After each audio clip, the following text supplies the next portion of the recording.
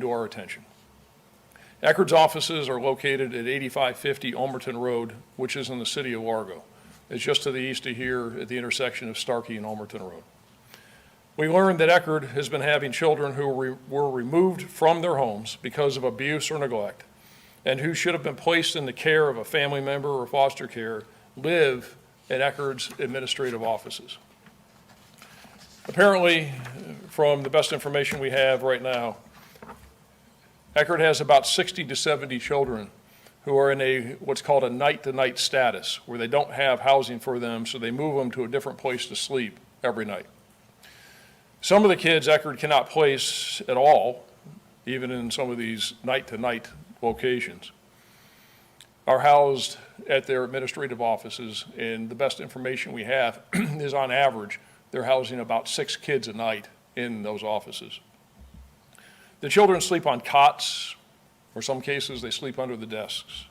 They sleep in dirty clothes, they don't have toiletries or towels, and they don't have access to hot meals while they're sleeping in those administrative offices.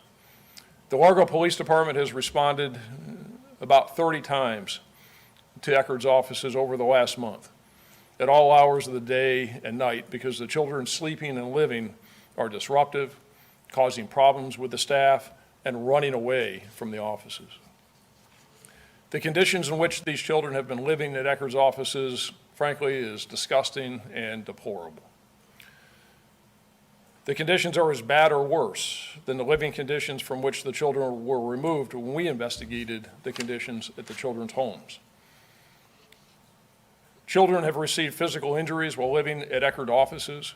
One child took unprescribed medication, and another child overdosed on unsecured drugs and had to be transported to the hospital by EMS. More specifically, last Thursday, 3 teens living at the Eckerd office, unbeknown to the staff member, left the office, and this was in the nighttime hours, and went to the rear of the building and climbed on a ladder to get to the roof. One child fell and lacerated his stomach on a piece of metal sticking out of the ladder.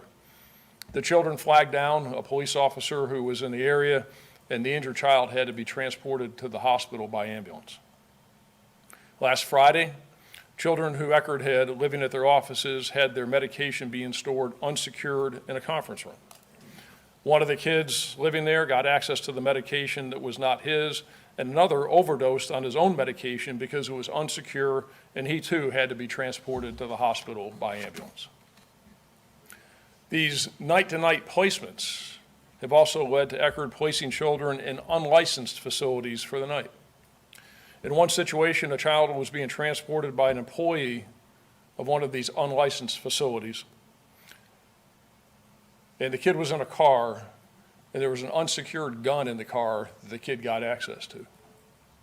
In another situation, one of the employees of these unlicensed facilities has pending current charges for conspiracy to distribute hydrocodone and racketeering.